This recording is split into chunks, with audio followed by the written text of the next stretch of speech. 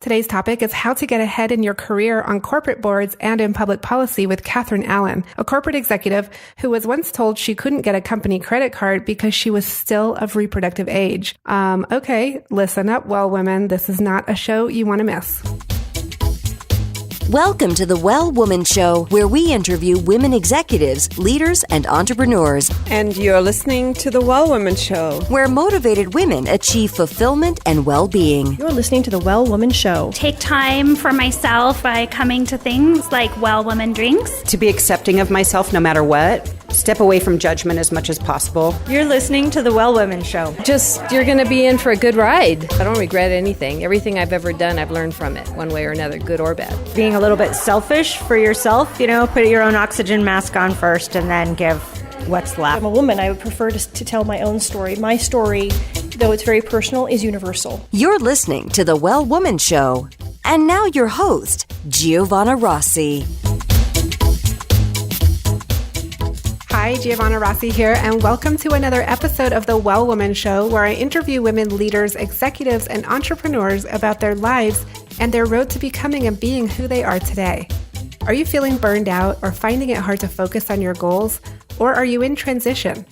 Well, you're not alone. We all need to activate our superpowers. These are the internal strengths and abilities we all already have but don't use all the time. Superpowers can be cultivated, and they include empathy, love, intuition, courage, and more. Toward the end of the show, in a segment called Superpowers for Success, I ask my guest about her superpowers, and the answers will give you the strength, perspective, and power to live a well-woman life. I'm so happy you're here, so thanks for tuning in. Today's topic is how to get ahead in your career on corporate boards and in public policy. And hopefully by the end of the show, you'll be inspired to decide what you want, put your intentions out to the world, and take that calculated risk you've been considering. My guest today is Catherine Allen. For more than 30 years, Catherine has been a leader in business innovation, technology strategy, and financial services. Today, Catherine is chairman and CEO of the Santa Fe Group, a strategic advisory services company based in Santa Fe, New Mexico. They specialize in briefings to C-level executives and boards of directors at financial institutions and other critical infrastructure companies in the areas of cybersecurity, emerging technologies, and risk management. In this episode, Kathy and I talk about the 3 areas to focus on when supporting women in leadership, how many women on a board you need in order to make a difference, and how to get on a corporate board in the first place and what expertise you need to do it. The free giveaway today is Kathy's Circle of Trust worksheet. I really like this giveaway because it helps you identify people in your life that can support you in 3 different important areas. You can get the free Circle of Trust worksheet at wellwomanlife.com/072show.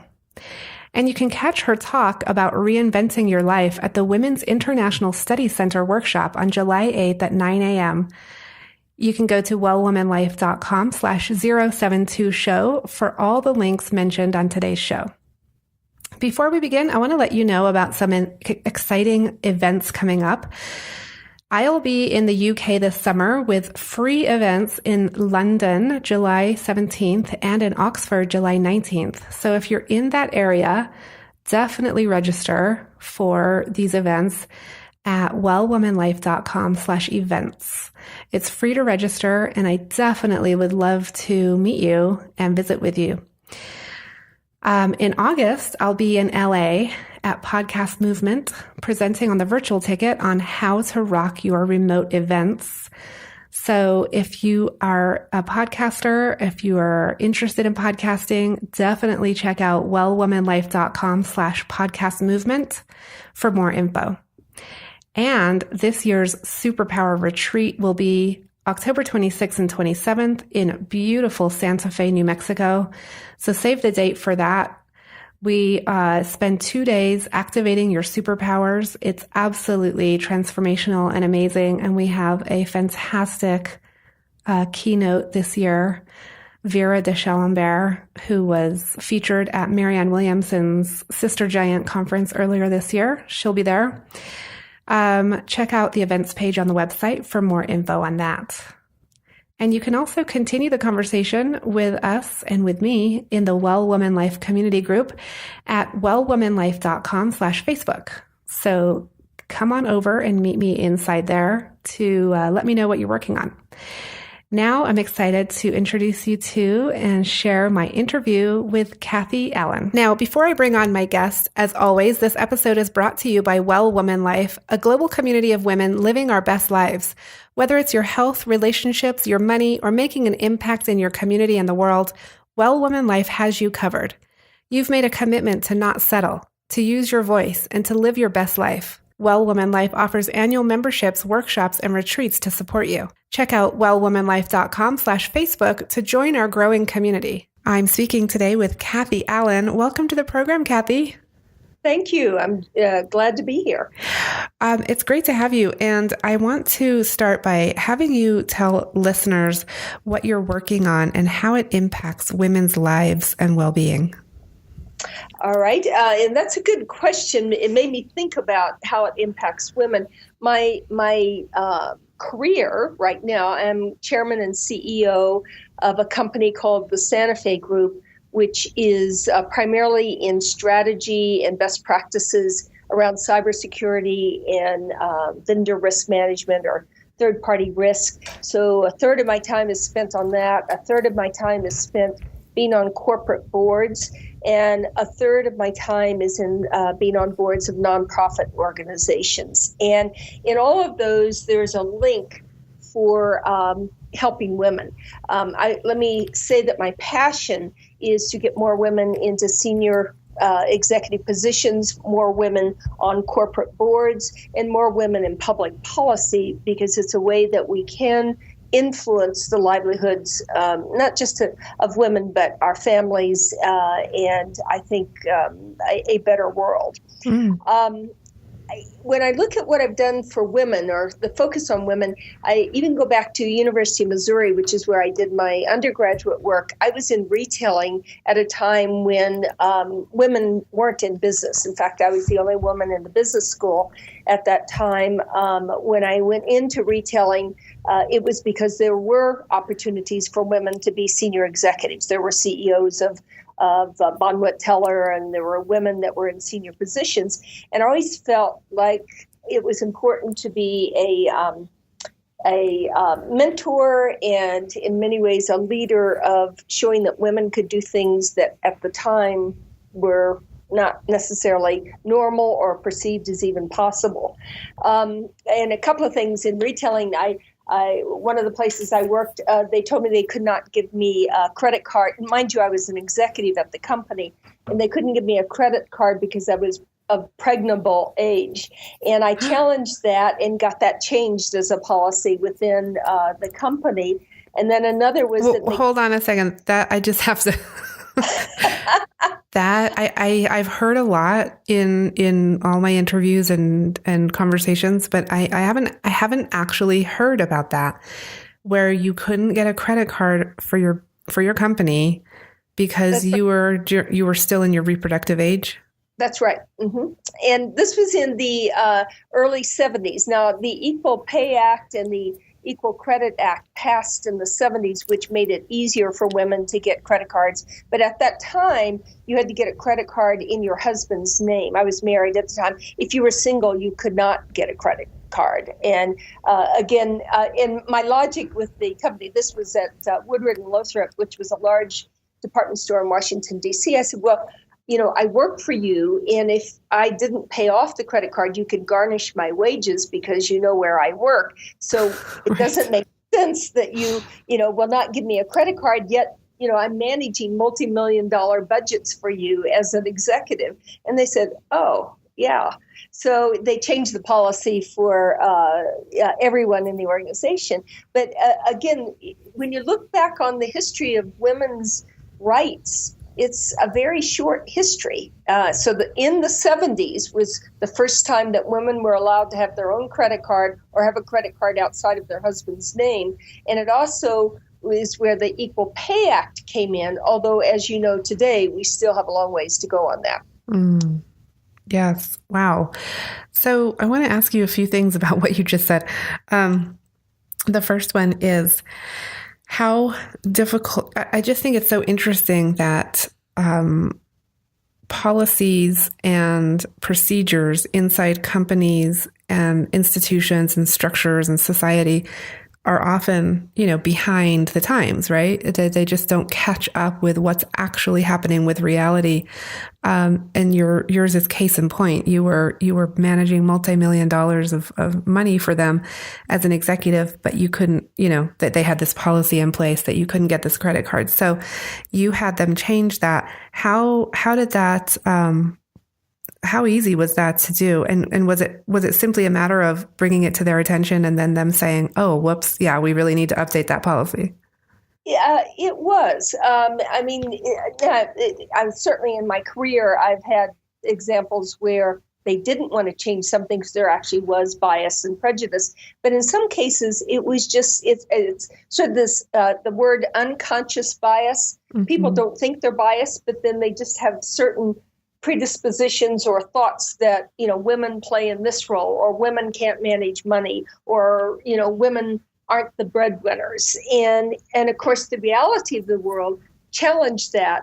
But I was able to make the change. And this goes back to my passion about why we need more women in senior executive positions on boards and in public policy.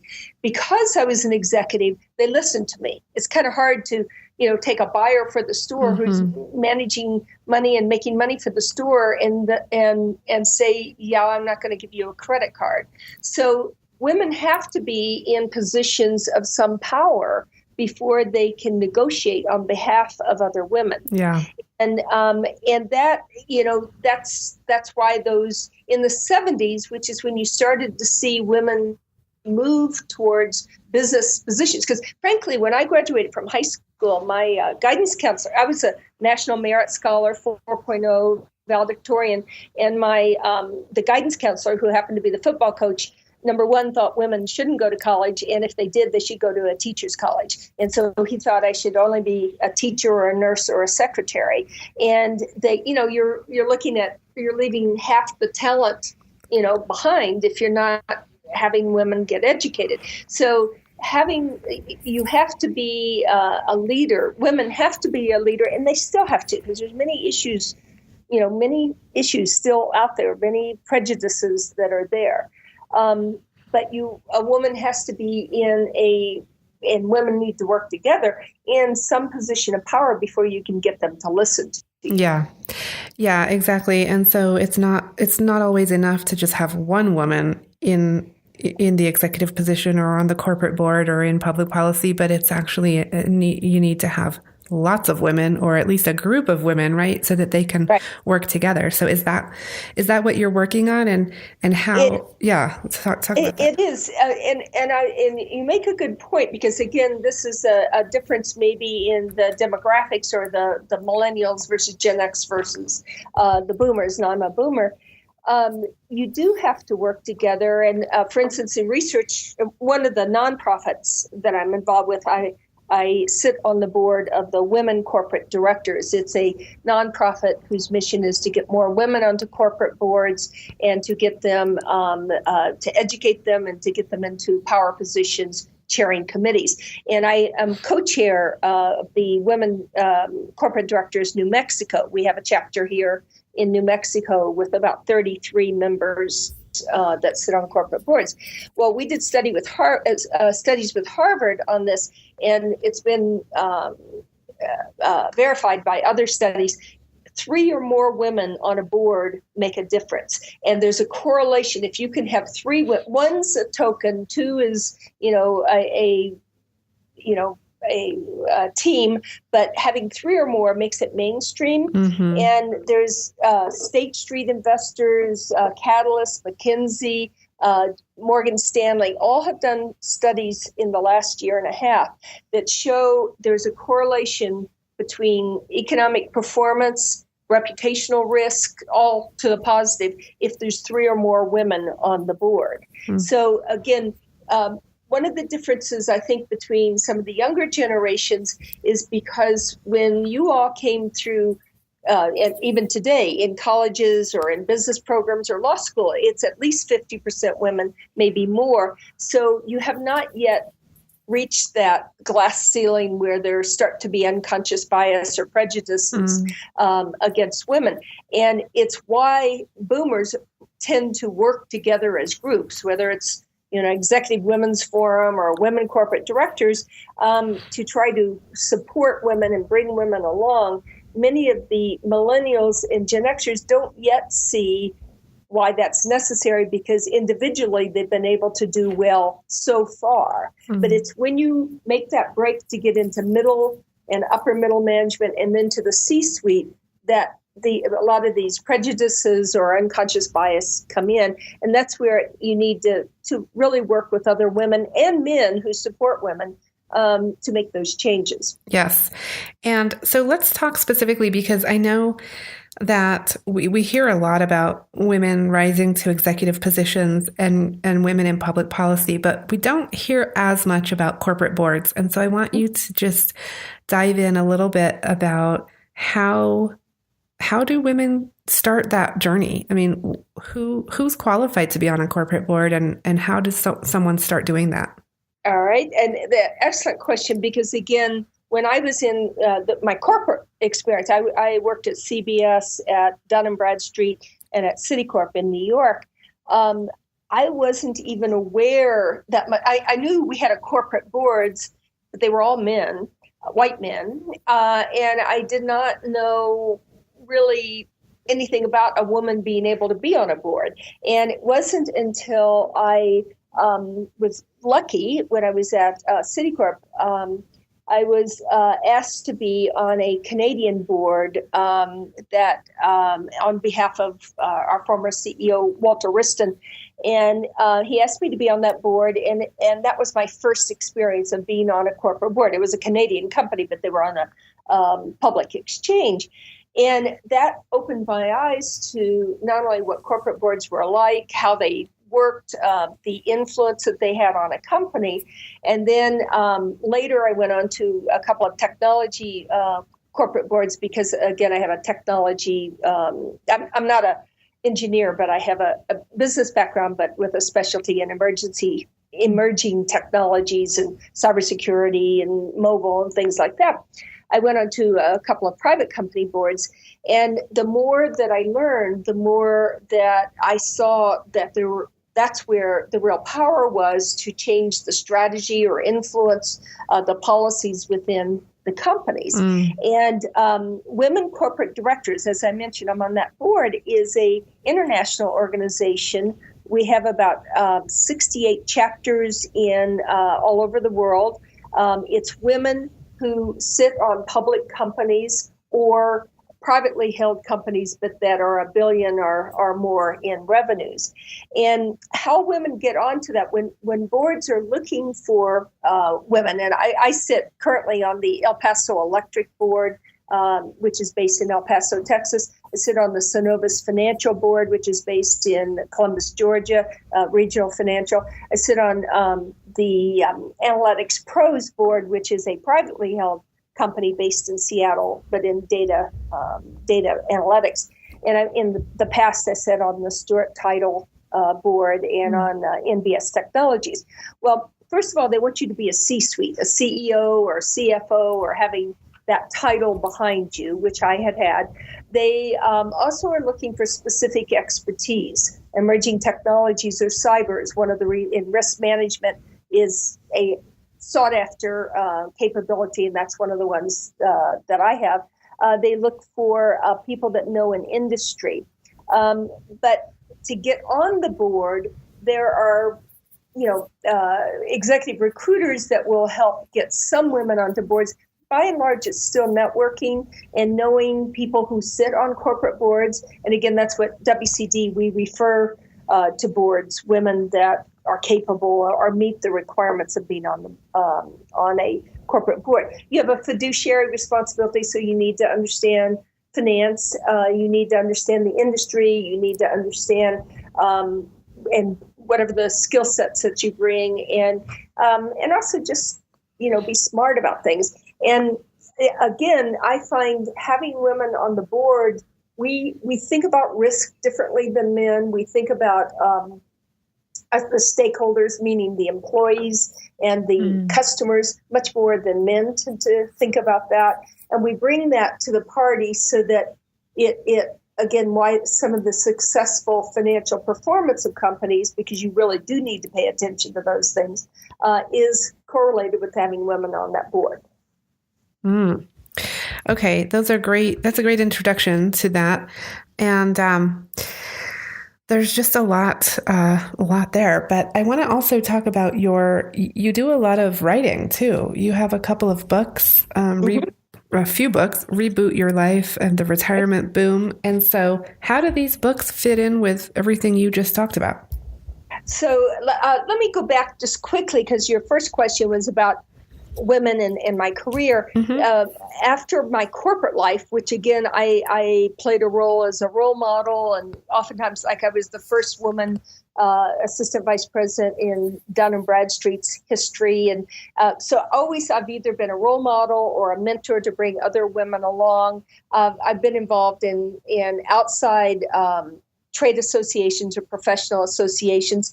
And then I for 10 years, I was the CEO of BITS, which was a financial services roundtable technology arm, and dealt with the CEOs of the 100 largest financial institutions. Again, my staff were at least half female. I belonged to external organizations that supported women in finance and women in financial services and banking, and got an award for that. And then I got involved in outside women's organizations like the Executive Women's Forum, which is made up of senior women in technology across industries.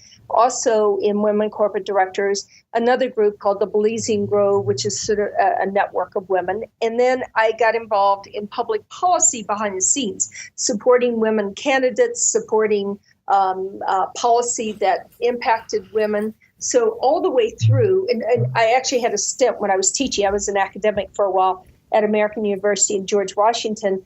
But I also taught at Marymount College and Mount Vernon's College, which at the time were women's colleges, and again served as a role model, helped develop programs that supported women being in business. And so my whole career has been that way. So jump to the writing. When I was at Citibank, I met Julia Cameron and actually brought Julia and Mark Bryan to a meeting with Citibank executives, because part of my responsibility was how to create a more innovative and creative environment for employees at Citi. And just for listeners, Julia Cameron is the author of The Artist's Way, and she's been on this show. Actually, I interviewed her a while back. Excellent. She's terrific. She's been talk about a role model and an inspiration. Her book, The Artist's Way, sold over 100 million copies. Well, anyway, Julia and Mark and I then wrote a book together called The Artist's Way at Work. And that was that was my first book back when I was at Citi, and focused on how we're all creative in our environment, whether you're a marketer or an accountant, or we all are creative and have ways of expressing that creativity. And most of the time I would write the books when I was traveling on business on an airplane. So that was my first book. I also did a book on smart card technology when I was at Citibank, which was sort of a compendium of emerging thought around that technology. And then in this Belize and Grove, this women's organization, I met these other women, all of whom we all had taken sabbaticals. And so we decided to write a book and felt it was very important, the correlation between creativity and productivity and a sense of well-being. So we researched 500 people and about 50 companies and wrote Reboot Your Life, which was about taking time off, giving yourself the gift of time and taking time off to be ready for the next chapter of your life. And when we do retreats, and in doing that, we do 4 a year, we found out a lot of 50, 60, 70-year-olds who said, I'm not ready to retire. I have much more to give. And so that's what was the genesis of the book Revolutionary Retirement, which then became The Retirement Boom. And again, all my writing is on when I'm on airplanes, because it's a quiet time to do it. That's great. Well, you definitely have a lot to say here about women in work and in executive positions. And then I love that you switch gears here and say, it's okay to take some time out too. Did you do that? I did. I took a year's sabbatical and traveled in Asia in 1985. I took 6 months in 2007, actually to work in a political campaign and to renovate my house. And I've taken other 1 month or 3 month sabbaticals. People say I can't do it, but let me tell you, it's the best thing that you can do for yourself, giving yourself that time off to think about what you want to do next. And now you did that when you worked for a company, or you did that when you worked for yourself? In the year off, I took I was teaching at American University in the Graduate Business School, and I took a year off because I knew I wanted to make the change into the corporate world. So that year, when I came back, I went to work for Dun & Bradstreet. And in fact, they had saved a job in strategic planning for me. When I left on my sabbatical, I had written these people that I had done consulting for, and I said, I'm going to be off for a year, but when I come back, I'm going to be looking to move into the corporate world, and please keep me in mind, and I'll let you know, as I'm coming back. And then about a month before I came back from the sabbatical, I wrote what I had learned and went back to there were about 4 companies that I had sent this to and said that, I'll be back at a certain date. Well, it turned out that Dun & Bradstreet held a job for me in strategic planning in this emerging technologies area because they felt that if I had the guts enough, the courage to take off mid-career to do this, that I was the kind of out-of-the-box thinker they wanted. And so when I got back, I had a job offer in New York at twice what I was making teaching, and to come work in strategic planning for this Talking Yellow Pages business. My dissertation had been on the divestiture of AT&T and the impact that was going to have on information and financial services. So it was a good result. The 6 months I took off, I was working for BITS, and I arranged to take off that 6 months. And then the 1 month or 3 months times I've taken off have mostly been when I've been either had my own company, the Santa Fe Group, and I can kind of take time because I have a fabulous woman COO who runs it day to day, Robin Slade. Oh, okay. I think the lesson here, or at least the takeaway for listeners, might be that, when you decide what you want, you put it out there and you go for it, and the world or the universe or the community responds, so you put it out there and the world responded to you. So sometimes we're scared to do that, but I think on this show, we're really encouraging women to go for it. Let's do it. Now it's time for our segment called Superpowers for Success. But first, a quick word from our sponsor. Being a well woman includes being financially healthy. Our sponsors, Lorraine L. and Kate Stalter of Better Money Decisions, are on a mission to eliminate complexity and confusion from your financial life. They replace Wall Street jargon with straightforward talk you can understand, and they create investment and retirement plans customized for your needs and your future. Download a free copy of their latest book, Don't Let Your Money Kick the Bucket Before You Do, and learn how to avoid the biggest mistakes women make when planning for retirement.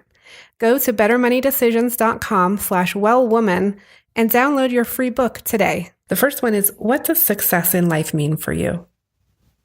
So I would say there's 3 or 4 things, but they all relate to each other. One is making a difference, really making a difference, serving others in making that difference, having good friends and relationships and love, giving back.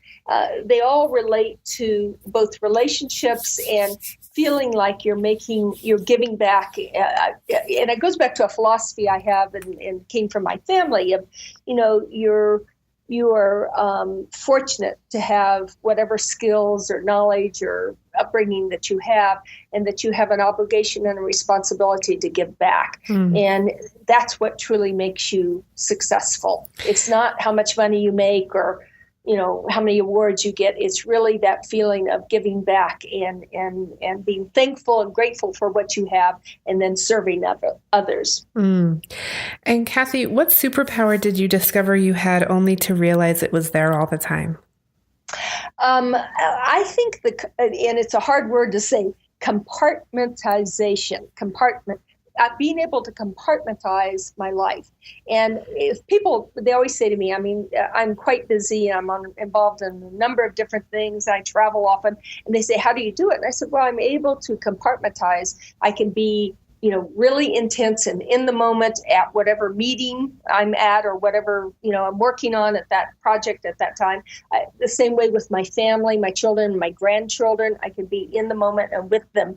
And I do it in an old-fashioned way, in the sense I have literally file folders of everything I need to know about, an upcoming trip to Ireland, or a meeting that I am having at a corporate board. And I'm able to pull it together and not think of other things, not be distracted, but just be in the moment at that time. And I think very busy people and successful people have to be able to do that.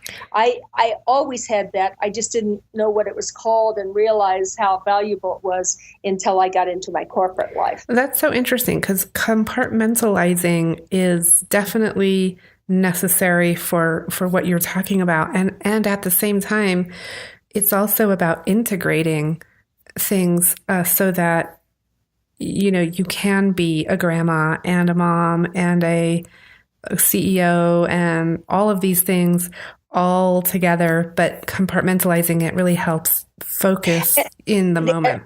That's exactly right. And you have to, and you can be all those roles.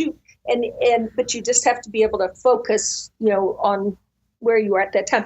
I would say another skill set that I have, and I think it's very common to women, and it's something they need to spend more time developing, and that is I've always been able to see things before other people could.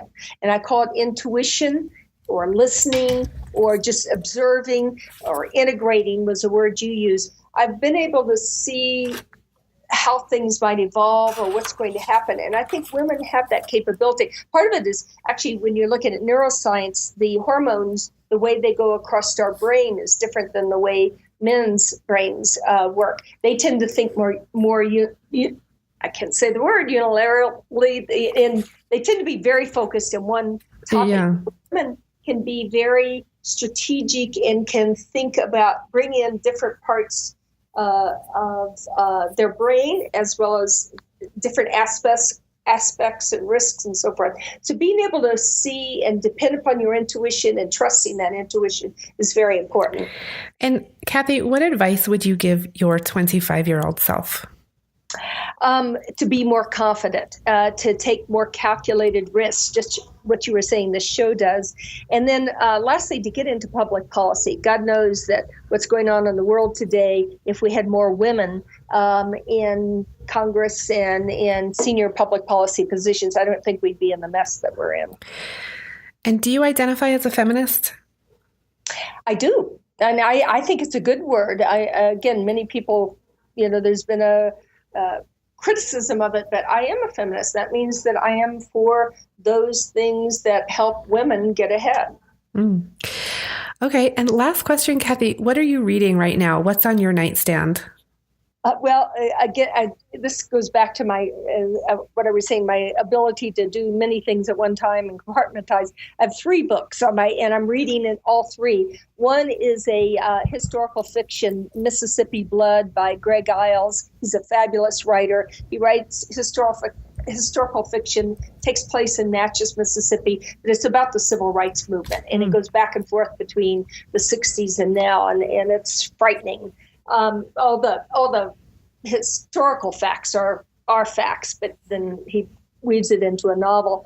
A second is a friend of mine, Dick Clark, who was a cybersecurity czar and a national security expert. There's a new book out called Warnings, and it's about Cassandras, people that warn us about like 9/11 or Katrina or the Iraq War, but we're not paid attention to. And how do we start listening to those people about potential problems that we have in the future? So that's more of a business-oriented, where Mississippi Blood is historical and sort of social justice. And then I have another friend, Cornell Spears Lopez, who has a new book out called Design Your Life. And it's a self-improvement, it tells, she was the president of IKEA, and it talks about some of her career changes. And I'm always interested in that because I think you can learn more and see other people's perspectives at how their life has evolved. So it's those are the three books I've got. Yeah. That's awesome. Okay. Nice range of light reading there, right? Well, Kathy, it's been such a pleasure having you on the show today. I want to thank you so much. Well, thank you. I will be speaking about reinventing your life at an upcoming Women in International Studies Center program on July 8th. It's in Santa Fe. But I'm going to bring in some of these topics there because I think as people, we have to continually reinvent ourselves and reinvent our lives and our careers. And some of the topics and the questions you've asked me are just about that. Okay, great. So July 8th, and we'll link to that on the show notes on the website, wellwomanlife.com. And so people can find more information about you and about your speaking there. And thank you so much, Kathy. It's been such a pleasure. Well, I've enjoyed it. Thank you so much. All right. That's it for our show today. Remember, if you need support to live your Well Woman life, head over to wellwomanlife.com/Facebook to join us. Our monthly live event, Well Woman Drinks, brings women together to share our successes and challenges as women, leaders, moms, aunts, sisters, and all the other roles we carry. If you'd like to attend a Well Woman Drinks near you, or if there isn't one in your city yet and you'd like to start one, email info@wellwomanlife.com. If you enjoyed the show, please take a moment and subscribe in iTunes and leave a review. This helps raise visibility, which is super helpful when it comes to producing the show every week. For feedback, comments, or just to let me know you were listening today, find me on Facebook, Twitter, and Instagram @WellWomanLife. I'm Giovanna Rossi for The Well Woman Show. Until next time, have a super powerful week.